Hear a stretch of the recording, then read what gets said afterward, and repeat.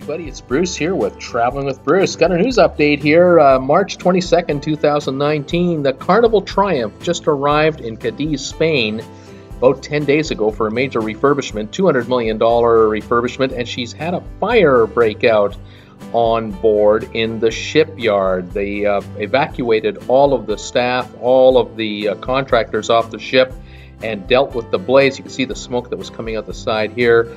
Story has it that what caught fire were construction materials, and the officials in charge here are insisting that this will not delay the refurbishment of the ship, and there was no major damage done, but you never know until you really get in there. These fires can get out of control. One must be careful, but they insist all is well. Hopefully the refurbishment will come together. It's a 38-day refurbishment.